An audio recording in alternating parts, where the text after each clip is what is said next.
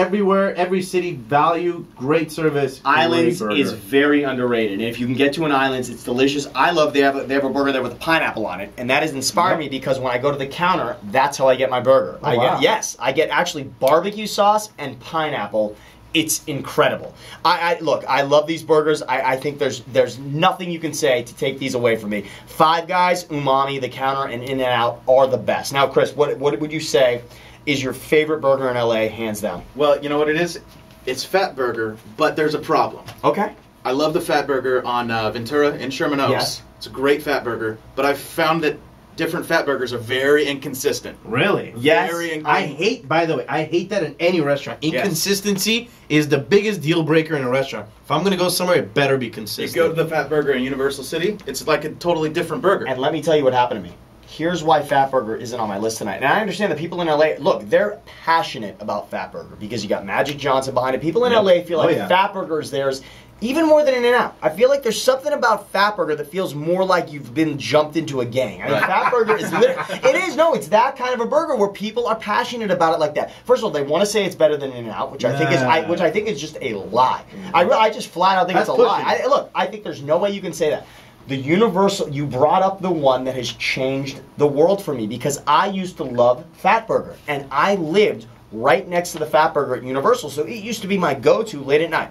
Problem is, I was realizing I was going there based on the fact that the memory, the euphoria of being at Fat Burger was bringing me in there. But time and time again, I was bringing it home or eating it there and realizing what was special about this experience.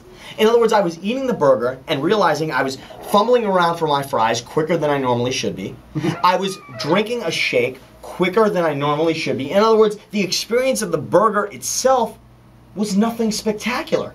And that's what killed Fat Burger for me, is that location. I remembered it being amazing. I used to go to one in Woodland Hills that was tremendous. Yeah. And the one at Universal, again and again, time and time again, was not nearly what I needed it to be. You know what? A lot of people hyped up The Habit for me the same way. And I went there, and after I ate it, I looked at my friends, and I was like, guys, that was average. I'll tell you what about Nothing The Habit. special. I'm from Santa Barbara, California. That's where The Habit's from. Started. The original. Okay.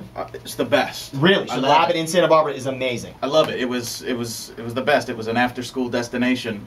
I've only tried a couple of them down here.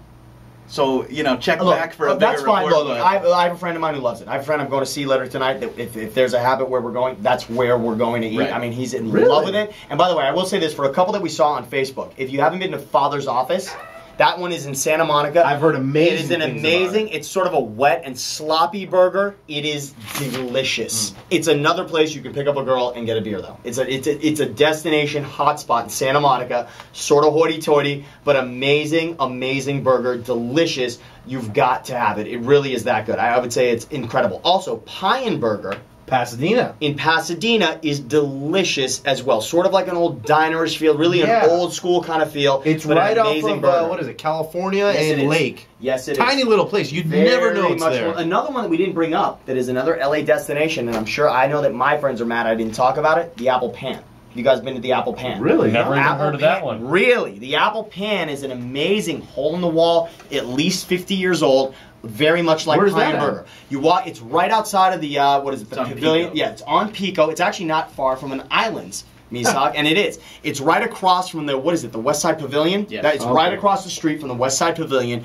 It is delicious. It is old school, and literally you walk in and there's just stools around a counter, and you just wait. You stand at the wall, and you wait to sit down.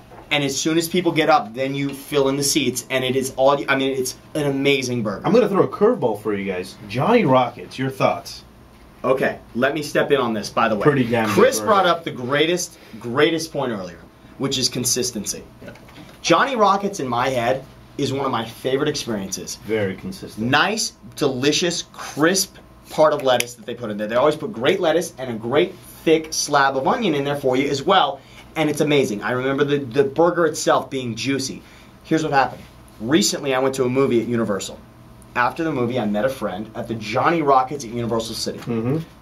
We ate our burger in there. I swear to all of you in here, there is no way what I ate in that restaurant was a Johnny Rockets burger. Oh, no. It was a thin, worthless patty, soggy lettuce, one little pinner piece of onion. It was absolutely not the Johnny Rockets I remembered in my head, and it has ruined the experience forever for me. Now, that's the question. Is that experience going to cloud your future Johnny Rockets? Yes. No. First, what do you think I've been there since? First of all, I just told you 7 places that I love going to. True. Do you really think at this point I'm going to find the time to fit Johnny Rockets? Johnny Rockets is dead to me. Johnny Rockets, if you're listening, Johnny.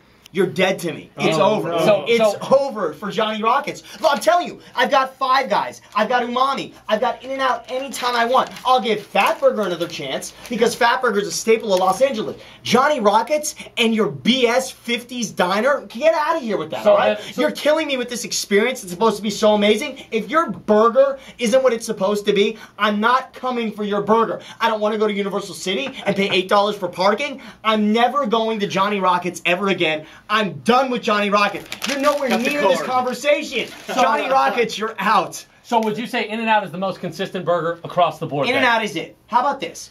In-N-Out for Los Angeles burgers is where it starts.